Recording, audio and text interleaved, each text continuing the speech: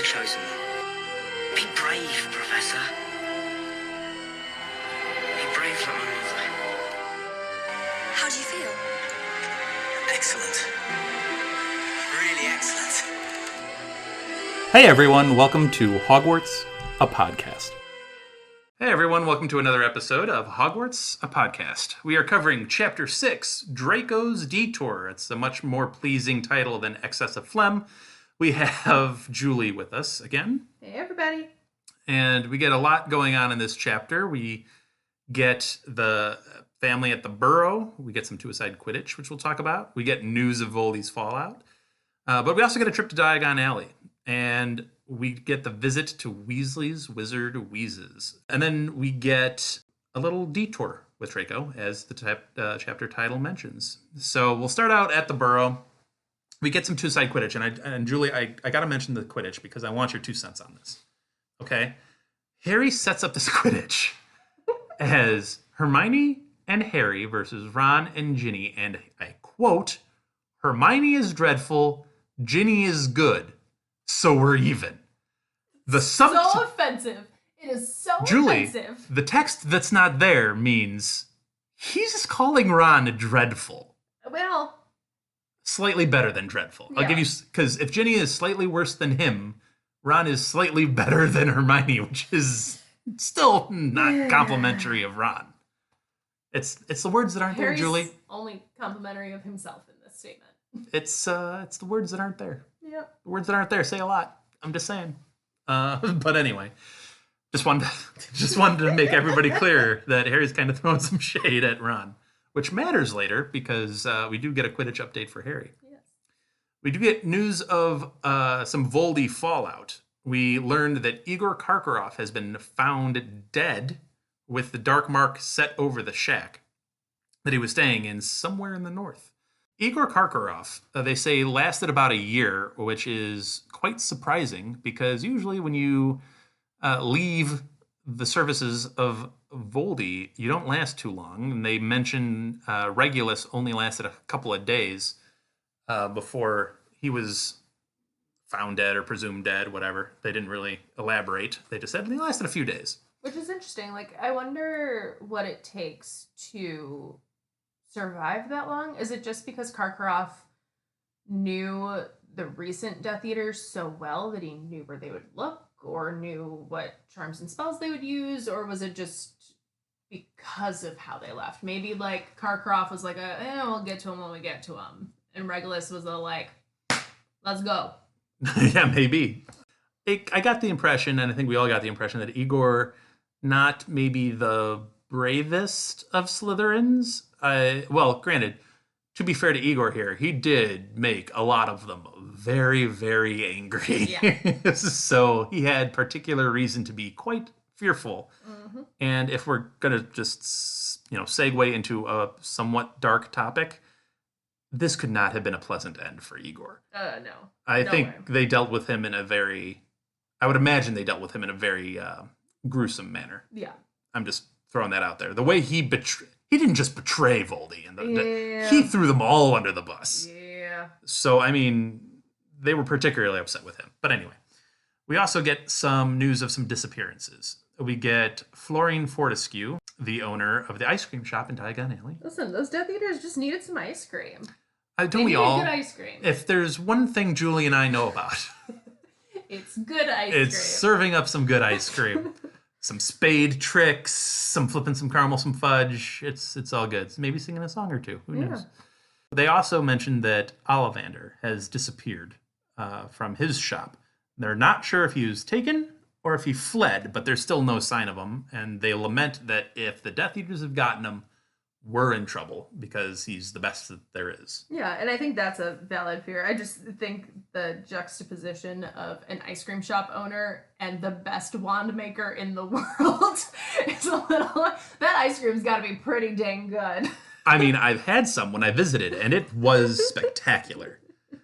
It is a little odd that they decided to point out the ice cream. Baltimore just really needed good butter brickle ice cream. Hey, you need an ice cream bar. Do you think he has a cold stone, literally, that he just like has them make the ice cream on? I hope so. Okay, so we double back on some Quidditch news. Harry is officially made the Quidditch captain. My favorite part about him making Quidditch captain is when they say, "You're equal to the prefix now. You can use our bathroom." Right. So that's a ridiculous statement. Not congratulations on Quidditch captain, but like, guess what? You can use the cool bathroom. Okay, so that was literally my question. I'm like, you're equal with the prefix now. Well, what does that actually mean? Because that gets into a whole lot of potential conflict of interest. Because if you're allowed to punish students like a prefect can, you can get into some Quidditch biases here. My assumption would be... Or that, is it like, literally just you can now use the prefect bathroom? No, I think you get the bathroom, and my guess is that like if something like bad was happening, that they'd like call on you to be like a leader at Hogwarts to like rally the troops. That's a good thought about it, yeah. Because you seemingly have leadership qualities. Yeah. I like how Dumbledore at the end of Order of the Phoenix was like, I didn't want to make you a prefect because I figured you had a lot on your mind. He So knew let me- exactly what he was doing. But also, here, let me make you Quidditch captain so that your team winning the Quidditch Cup is all on your shoulders. Have Yeah. fun. Yeah. Well, and you got to pick the team, and like even Ron is like, "Oh, you're the Quidditch captain. I guess I'm gonna be on the team." Ha ha ha.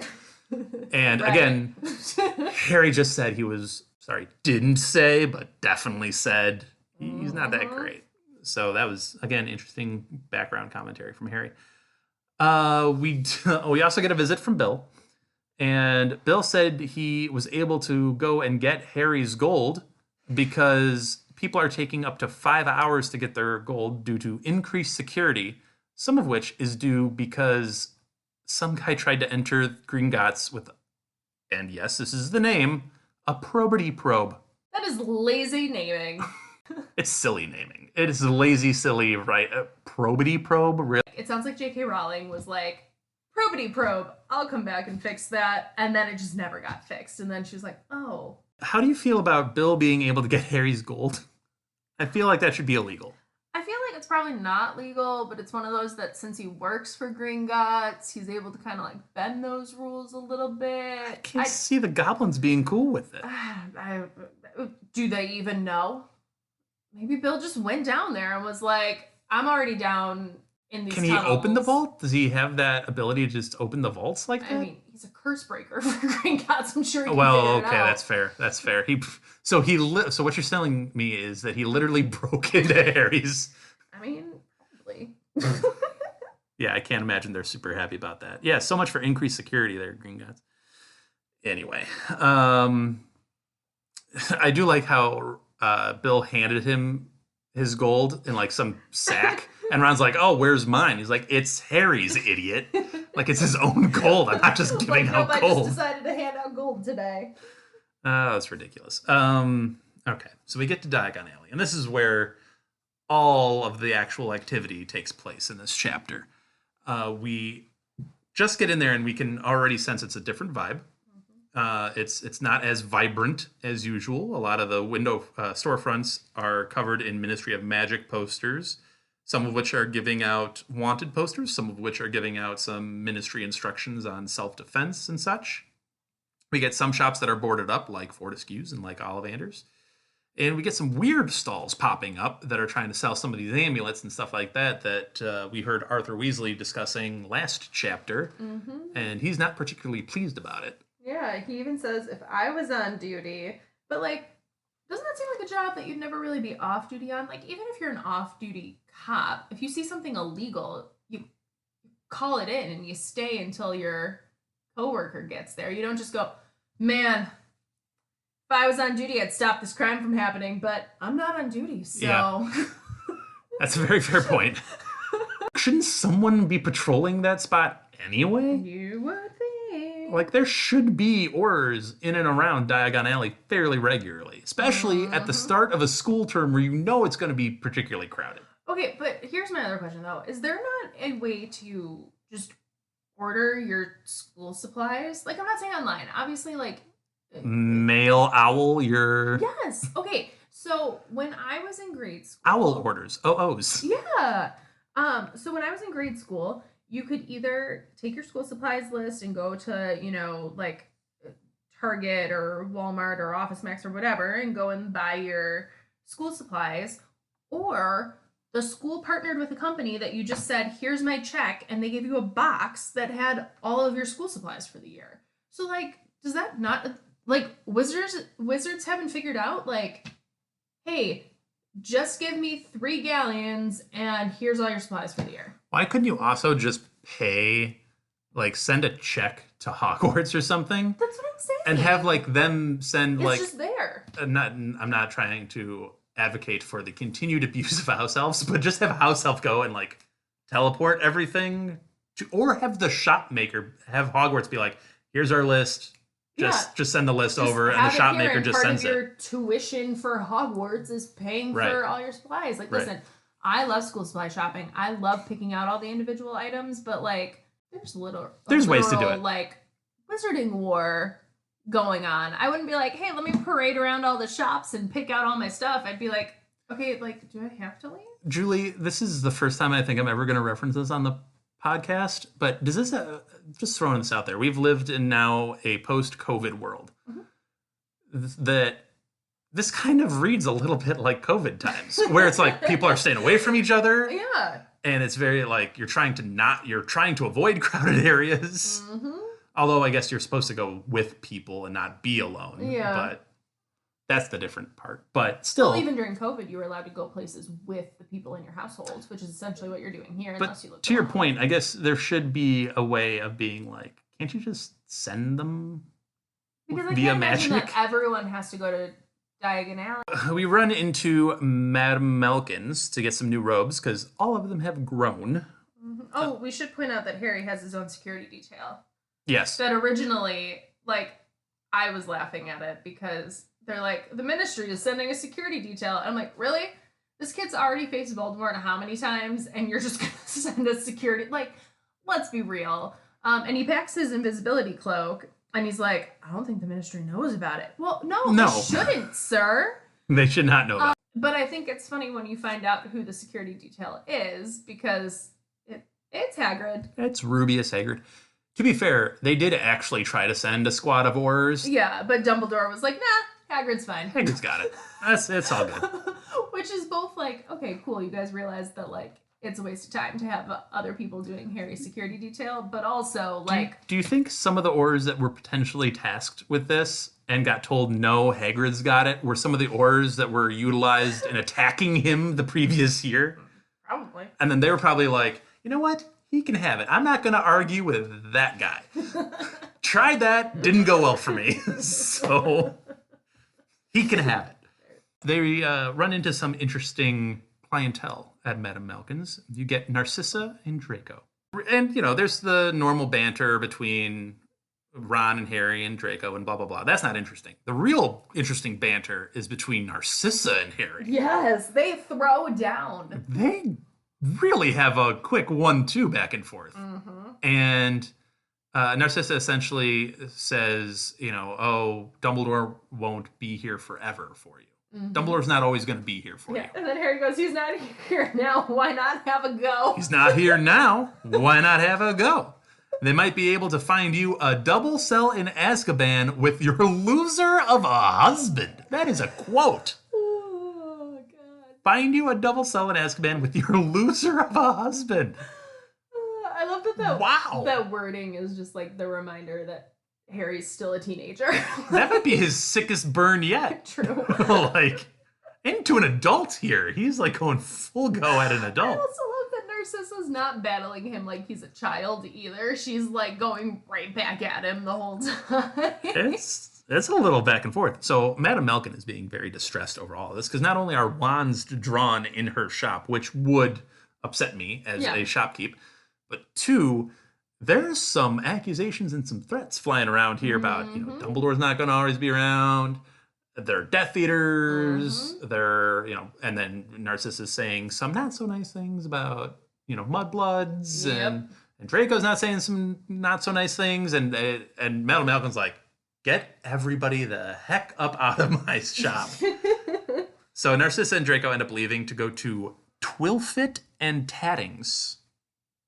Twilfit and Tattings. That's a trivia question somewhere. I'm sure it is. So they'll go there because of the clientele that Madame Malkin is clearly serving.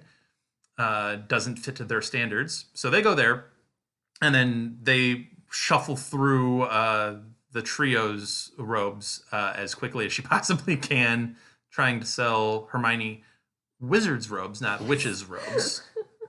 Which they're robes. Julie, help me out. I got nothing. Okay, all right. I was like, is there any real function difference there? They're just robes. I got nothing. Are there form-fitting robes? Maybe. I don't know. It just caught me You're oddly. trying to get some flattering robes. I suppose so. They end up leaving Madame Malkin's, and they head towards the real highlight shop in Diagon Alley. And in this chapter, Weasley's Wizard Wheezes. And this is where, Julie, I think you made a comment last chapter about how Mrs. Weasley does not force the twins to stay at the Burrow. Mm-hmm. And I commented with, I don't think she fully realizes like the twins and what they're fully doing. Yeah. And this is her first realization of, oh no. Because on their front window is a sign in bright neon like letters saying, why worry about you know who? Worry about you know poo, the constipation sensation that's gripping the nation. Thank you. Thank you on my dramatic reading. I appreciate it. Thank you. Bows. So I love the quote from Mrs. Weasley, like right after you get that big sign. Because in the book, it's like an actual sign. It's huge. And her quote afterwards is, they'll be murdered in their beds. And my reaction is actually not far off from Mrs. Weasley's of like, how haven't they been attacked yet? Because the Death Eaters just have a sense of humor. Maybe they just think it's funny, and they're like, I mean, come on. You laughed a little bit when we walked down. You know what I think it is? I think it's continued respect for education that they choose after the big weekend of everybody going to Diagon Alley to purchase their school supplies. That they're then like, now we'll really go after Diagon Alley. So I think that's what's going to happen. No, it is a little ridiculous to be like, all these shops are boarded up. You have two prominent members of Diagon Alley go missing. And then you have this pristine joke shop that's taking not so veiled shots at the man himself. And it's... I think it's because they don't necessarily see it as like I don't know what ice cream would have to do as a threat, but like... They don't He's a see spy for the Order of the Phoenix. He's passing messages in those cones, okay? I think it has a little bit to do with two things, and I just thought of this right now. One, I mean, Fred and George are very accomplished themselves. I mean, they're not, again, apologies to Fortescue, they're not an ice cream shop maker. Yeah. They're capable of handling themselves, and there are two of them, and they can put some enchantments on the building if they have to. Yeah. One. And that's fine. And Death Eaters can probably break through those, let's be real. Here's the other thing, though. What we learned from their products, and we'll go through their product list in a second, but we end up learning that, they're still testing the products on themselves, which is very admirable on their part. Good on them for that. But they're also selling a lot to the Ministry of Magic. Which also makes it interesting that the Death Eaters haven't attacked them, because it's not like it would be private information. You could raid their place and just try to take it. And so it seems interesting that you wouldn't stamp them out, but I guess if they're providing stuff to the Ministry, maybe you just find them too valuable to stamp out, and you're just waiting for the time to... Well, I think Ministry might be putting some protection on them. If they're using them as a manufacturer, they might be putting some protections in and around their shop of being like, oh, don't mess with them. They're actually helping us. Yeah. But let's get into some of their products. Yeah. You obviously have the Skiving snack boxes that were a big hit last book as they were fine-tuning those. Mm-hmm. You have some other things like Muggle Magic Tricks, which is an ode to their father, which I love. I know. It's such a nice touch. They have love potions that work for roughly 24 hours, depending on the weight of the individual or the attractiveness of the individual, which take that for how you want. You get daydream charms that last for 30 minutes with only slight drooling. Only slight. which actually impresses Hermione quite a bit. She's like, actually, this is really good magic. Right? Which I think is the most shocking of all of this, that Hermione's like, this is impressive. Actually, this is pretty good. You get a little bit of dark humor with the reusable hangman, Yeah. who literally like hangs himself every time he can't get the word spelled right. That's a little dark. Yeah, I like though that it's not just a joke shop. Like they also have like, you know, the love potions. I like that they gave Hermione a specific bruise cream because they said they needed to find one that worked well. But they also had stuff for like acne, and they have the pygmy puffs. So I like that they like expanded. They have like their... pens and stuff like Yeah. that are quills that you can get that are certain attributes attached to them. But I like that it's not just like a prank shop. Like they actually like expanded and are a well-rounded shop. Well, speaking of that well-rounded nature of their shop, they have a back room, Julie. And this back room is for special buyers. And that's some of your more interesting fare, if you will. You get Peruvian Instant Darkness Powder. You get decoy detonators. And then you get what the Ministry of Magic is interested in with their various shield clothing. So it started out as a shield hat of sorts, with a hat with a shield charm on it. Yeah. And they have since expanded to gloves and scarves and all sorts of things. But the Ministry of Magic are buying mass orders of this because they do tend to block minor and moderate jinxes fairly well. So now you're getting the the twins, however good their business was. Yeah. This is a government contract, essentially. Yep. This is big boy money that they are starting to make. And if they're making mass orders of this, also, side note, they must be really good at shield charms. Yep. And part of that comes from Harry.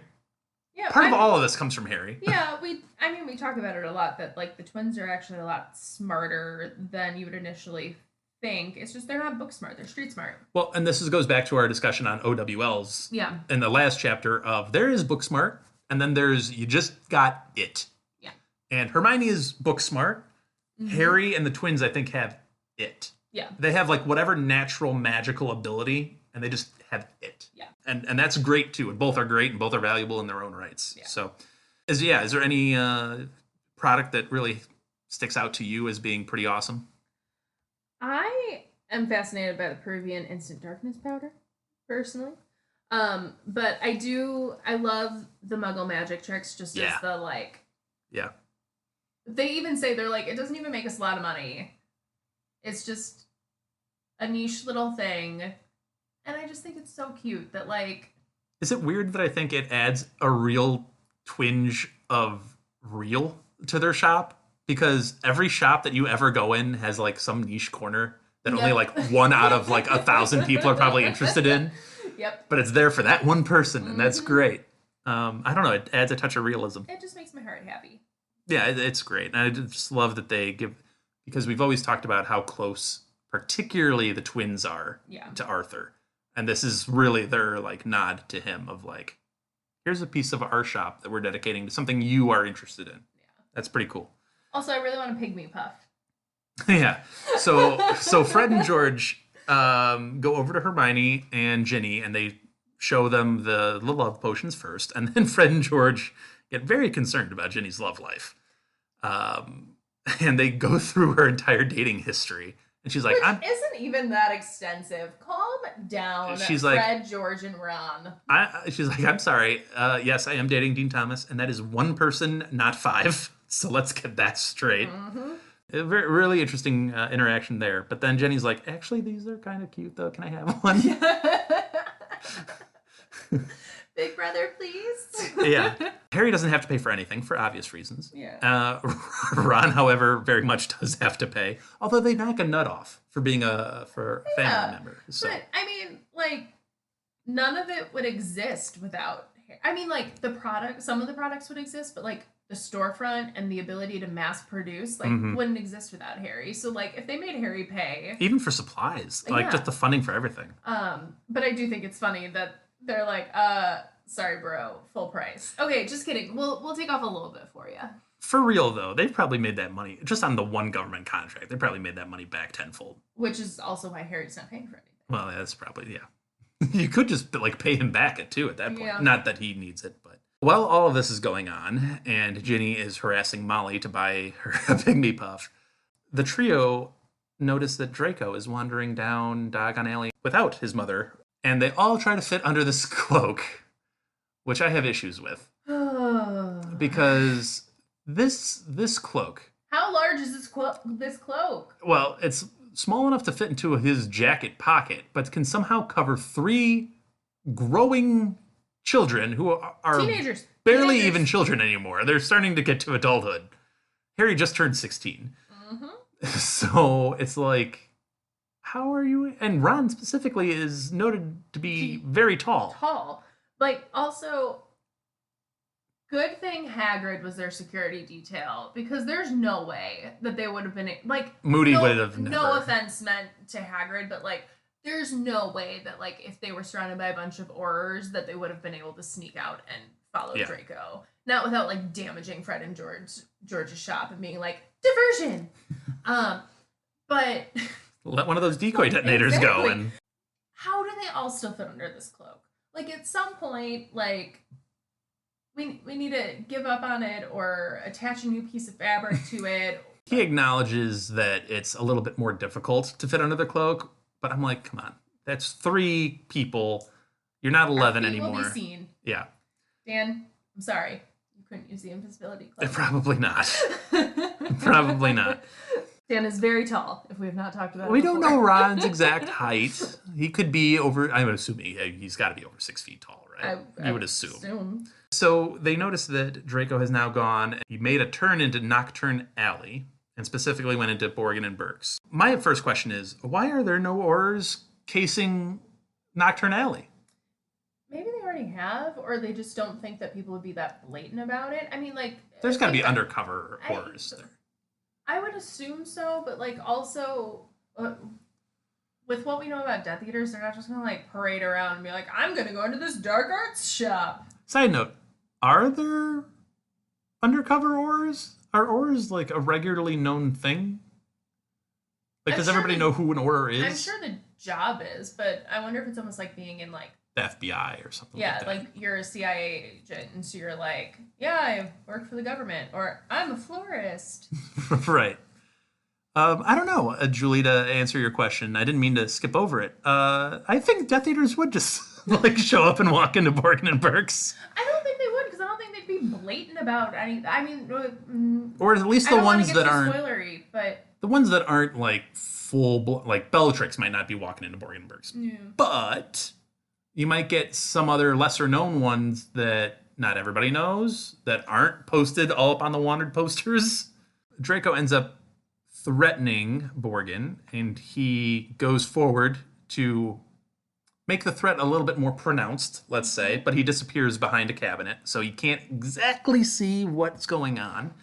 And they have the extendable ears, but it's not completely good plain. thing they stopped at the shop first. Well, absolutely. And Ron stole things, so there's that. The upshoot is that Draco wants to learn how to fix something. He wants Borgin to teach him how to fix something. And he also wants him to reserve an item in the shop. And he makes it very clear that, no, I don't want to take it with me. I don't want to have it go anywhere. I want it to stay right here. Keep it here. Do not sell it. Mm-hmm. And he also notes that a character by the name of Fenware Greyback might be popping in to just check up on the progress that Borgin is making with the how to fix this whatever magical item. So, which seems to really put a scare into Borgin, and I can't imagine he scares easily with the clientele that he has. So it's interesting to note that. Hermione, God bless her. This is the dumbest plan Hermione has ever had. Yes, and she has had a couple. Let's remember her walking into the forest without wands. Well, I mean, yeah, that one was Not pretty great. dumb too. But I mean, This is beneath her. You walked in and you were just like, and what about this? Is this for sale? What about this? Is this for sale? I'm friends with Draco Malfoy, and I want to get him a gift. Is there anything that he has his eyes on? Yes. you definitely go to Knockturn Alley to get a birthday gift. Hermione. I love how while she's going through the items through the store, they get the note of Borgin like squinting his eyes Yeah. to give off the suspicion vibe, which I like. And then, yeah, not Hermione's best plan. And she goes outside, and Ron calls her out for it. It's like, was that really the best you can do? And Hermione refers to Ron as, well, why don't you do better, Master of Mystery? And I'm like, all right. It's an interesting way. Obviously, they find their way back. Most people could have done better. I'm trying to get a birthday present. See, this is where Harry excels, except Harry can't just walk into Borgin and Burke's. True. So... Get him some good concealer. It'll be fine. Well, she has that bruise cream. He could become, half panda, I guess. Yeah, so they end up making their way back to a clearly distressed Hagrid and Molly Weasley. Just in the back, They're just in the back. Clearly you didn't look hard enough. And that's where the chapter ends. So, do you have any other non-spoiler thoughts, or do you want to jump right in? Let's jump right in. All right, so we will be back after the break sound with the spoiler section of Chapter 6. We'll be right back. Before we get to our break sound, I'd like to acknowledge our friend Andy, who helps us produce our intros and our break sounds. If you want to hear more of Andy's work and like Formula One racing, check out the Outlap F1 podcast. It's your one-stop shop for Formula One news, insights, race previews, and reviews. You can find them wherever you listen to podcasts, and they even have a YouTube page. So check out Andy, Cody, John, James, and Deanna, and join them on the Outlap. Where is he? Where's my 1-1? All right, so we are back with the spoiler section of Chapter 6, Draco's Detour. And I do want to start with Draco, and my least favorite part of this book, and I've said I'm going to be open-minded, and I'm going to try to, as I read this book again, I'm going to be more open-minded about how I evaluate this part of this book. But this chapter is the beginning of my biggest grievance in this book, and that is Harry's obsession with Draco Malfoy.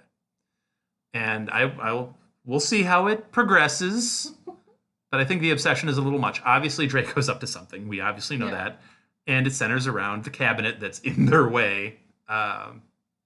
They couldn't see what he was pointing to because he was pointing right at the cabinet. Yeah. So I know Draco's up to something. Yes. But, dude, get a little bit of a life. Like, wow, am I 2 for 2 on taking Harry's side in something? What's going on with me today? Okay. In Harry's defense, though. Uh-oh. Look. We're going to clip that sound. I know. It's going to be used against me for the rest of this podcast. In Harry's defense, look at the past couple of years and what's happened. And most of the times when he has a feeling about something, it's right. I mean, he always had that feeling about Snape. And look what Snape ends up doing. And we've talked about my feelings of Snape. I don't really give all of the love and adoration to Snape at the end. I don't really think it's as redeeming as other people do. Harry's gut tends to not be wrong, and while I do think that Harry gets overly obsessive in this book with Draco, like, it's for a pretty good reason in the end. I get it. Draco is up to something. I understand. It's just, does he have to be looking at the Marauders map constant? It's like your camping thing in book 7. Yeah, fair. Okay. But again, on this reread, I'll see if it's as egregious as I remember back in the day, but, we'll see. Now, the cabinet. The cabinet has been referenced a couple of times now. We had the first reference in Order of the Phoenix where Monty gets put into it and disappears. Yep. And that's essentially where Draco gets this whole idea from. Yeah. And so, small detail there that ends up becoming massive. And then obviously it's mentioned in this chapter here. Oh, just wait. Because it sets off a whole thing later. Little breadcrumbs of the, like... Tiny breadcrumbs. Oh, there's a cabinet blocking the way. Like, who sits there and reads that and is like, bet you that cabinet's important. Right. Right. No. And it's everything. And it's crazy. Obviously, the threatening manner with which Draco closes in on Borgin is he's showing him the dark mark. Yeah. I mean, that's the threat that he's implying there. And obviously, invoking Greyback's name is a pretty big threat in itself. Yeah, it's doubling down on the threat. Because that is an enforcer that even Borgin wouldn't want to deal with. Yeah. Because obviously Greyback is the werewolf, and he's not even... A werewolf is the least of your problems, because he's not even going to try to turn you into a werewolf. He's trying to kill you. Yeah. He's just going to kill you. Yeah. In the most brutal way possible. Yeah. So that's the situation with the cabinet. I just find it so strange in this book that Draco is the one tasked with all this.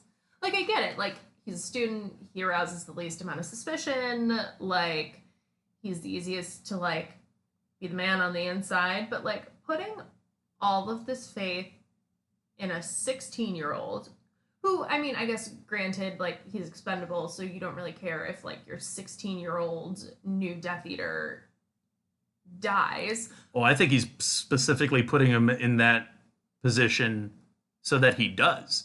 I think you're right. It's weird to put this type of task on Draco. Especially solely on Draco. Not like, right. Hey, Draco, you're leading the charge here. Here's your team. It's like, hey, you, person who hasn't even graduated yet, figure out how to take down the greatest wizard of all time. I think it's Voldy playing 4D chess. I think that Voldy can't lose in this scenario. Yeah. Because do you really think Voldy expects Draco to succeed here? Absolutely not. But worst case scenario... Well, he sees it as a punishment for Lucius. Exactly. So he's punishing Lucius for following up the Department of Mysteries debacle, number one. And number two, he puts Dumbledore in a bind. Because at some point, Draco's going to have to actually enact something along, he's going to have to enact something. And what is Dumbledore going to do? Attack a student?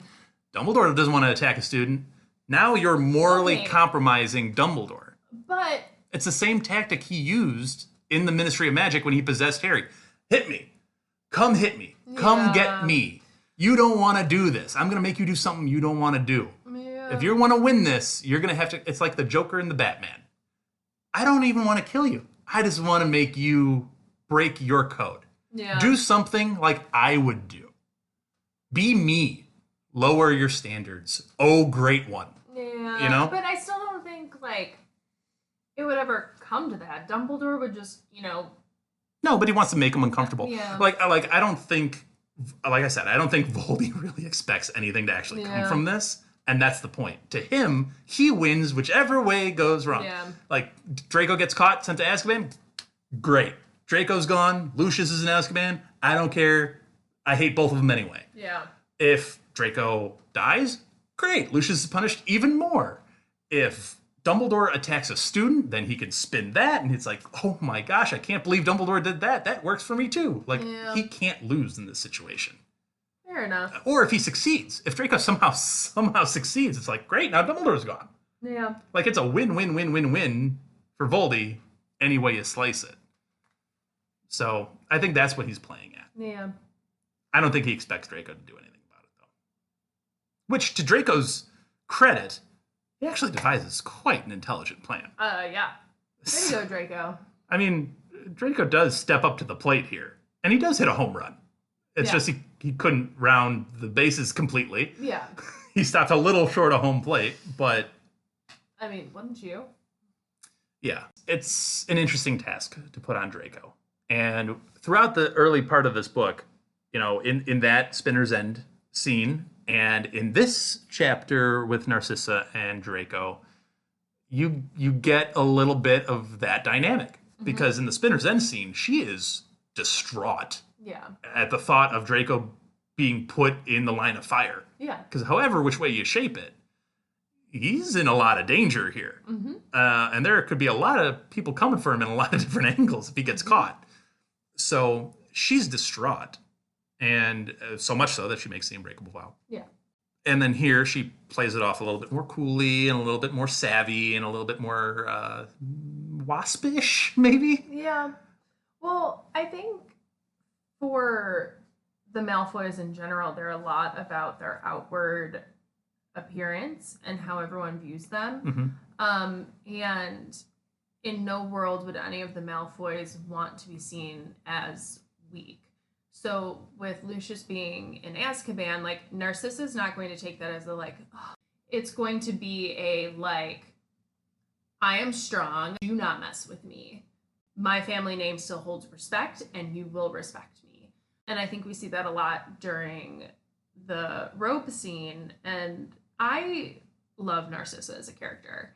I love her snark. It's one of my favorite things about the Malfoys in general is their level of snark is top notch. I also love the complexity of her character, that we see this devotion to Voldemort's cause and how wholeheartedly she's into it. But as soon as it threatens her child, it doesn't matter. It doesn't matter what punishment there is for her. It doesn't matter if the entire mission of her team has failed. The only thing that matters is her son's life, and that her son is okay, and that even going up to Harry Potter, who you should literally want to go up to him and stab him for all of the like grief and hardship that he's caused your family.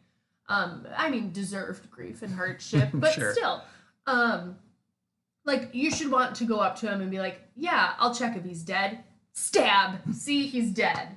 But instead her going up and being like, is my son okay? He is? All right. I'm not going to tell anyone that you're alive. Cool. Here you go. Yeah. I think that scene in the forest at the very end of book 7 is interesting for Narcissa. I mean, you could paint it one of two ways. You could paint it as, I mean, she's not really saving Harry for any reason other than her own self-interest, because if he's dead, great, they get to go back into the castle victoriously or whatever. Yeah. So like she's trying to get back to Draco. Yeah. And she knows where Draco's at and she's trying to find Draco. I mean, it's a little self-serving on her part, but she does save Harry, and then you get this weird looping circle that you never saw coming about a mother's love saving Harry again. Mm-hmm. And this is essentially what it was. Even though it's not for Harry himself, it's still a mother's love that stands in the way of him and dying. I would argue that it is also not necessarily a love for Harry, but a love for a child in general. Because I think in that moment when Narcissa is saving Harry, it's not a like, I'm saving you because you'll lead me to my son. I think it's I'm saving you because in this moment where I don't know if my son's alive or dead and you're giving me this information, I finally like, it clicked. You're all children. You're someone's son. Like, and I think that like, without it sounding overly grandiose, but like the vastness of the universe, like clicked for Narcissa, and she realized like what was actually important to her, and it wasn't fighting this fight for Voldemort, it was her family. Yeah. And I think that realization begins in Spinner's End. Mm-hmm. Like, I think it really starts there of like, what has this devotion led to my family? Like, it's, I guess initially it led to a lot of wealth and prosperity. Mm-hmm. But that would have come just from their standing as purebloods, because they would have been so... Yeah, they're well connected. Yeah, they're well connected, and I mean, they have vast wealth to depend back on. Yeah. That's been passed down. But Narcissa is one of those interesting characters that most people think of as a very tangential character to the story of Harry Potter. And I think there's a lot of value and depth to that character that most people don't even really pick up on. So... Yeah. I'm intrigued as we get through this book and as we get to that scene in the forest, which is a long way away, but we'll get there. There's a lot to kind of pick at with Narcissa and kind of dive a little deeper. She's not a good person. I'm not going to say she's a good person. No. I mean, I've talked before about how I love a good villain and I love a good, like, villain arc. It's why nuance. I also really like Umbridge. Not as a person, but as a character.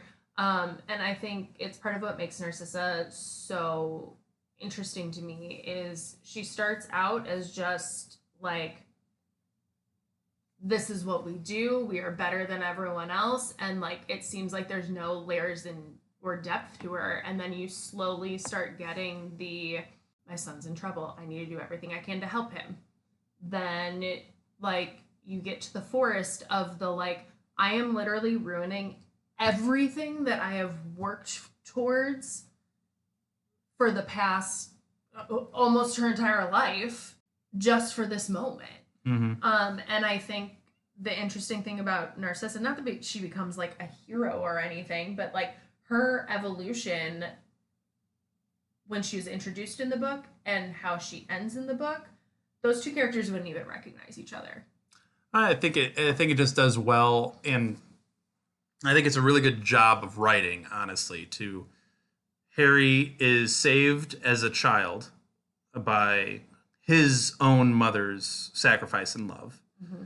And then literally he comes back from the dead and is immediately greeted by a mother who's caring for her child and just wants to get back to her child no matter what. Mm-hmm. And it's like this really a bookend of life for Harry that's like mother's love. Yeah. Different meanings and different angles and different reasons, but mother's love nonetheless. Mm-hmm. It's just a really interesting kind of writing technique that's done that really works. So anyway, do you have anything else for the spoilers? Only that the joke shop has been used to fill a lot of plot holes, especially in this chapter. Like, I feel like in this chapter specifically, they're like, oh, how are they going to be able to hear Draco? Oh, wait. The joke shop has something for that. I think Fred and George they play the role, if you're a James Bond fan, of like Q. Like, I mean, like comes up with the gadgets and what have you to like do your spy work or whatever you got to do. I just feel like it would, like, rereading this chapter and seeing like the Peruvian instant darkness powder, the decoy detonators, and then when they're like, hold on, I have this extendable ear in my pocket. I'm like, okay, like, come on, all in one chapter. Like, it's one thing to be like, oh, I forgot about this extendable ear in my pocket But here's the thing. That is literally going to happen. You're going to forget about the instant darkness powder until it comes up again in book 7. Yeah, I know. But it just... And then you're going to be like, oh, wait, they got that back at, Weasley's. I know. I'll probably be on for that chapter, and I'll be like, it was such a little breadcrumb. And then somebody will comment and be like, remember when Julie was complaining about this? So I apologize in advance. Leave that comment on our Twitter and Instagram at HogwartsAPod or on Spotify where you can participate in our polls. Do you have anything else? That's it. Thank you guys for listening. We really appreciate all of the support you guys give us, whether it's financially by clicking the support the podcast link and donating. There's a lot of time and effort that goes in, so we really appreciate it. You can leave a voice message so we can hear your voice and put it on the podcast. Fancy. Yeah. It's a little trick technique, so we hope to utilize that as best we can. Other than that, keep supporting the podcast by spreading the word, letting other people know, sharing the podcast. It helps us grow, and we really appreciate all of it. So thank you guys for listening, and we'll be back next week. Bye, guys. Thank you for listening to Hogwarts, a podcast. If you like what you've heard, please click the subscribe button on your preferred podcasting app and follow us on Twitter and Instagram at HogwartsAPod.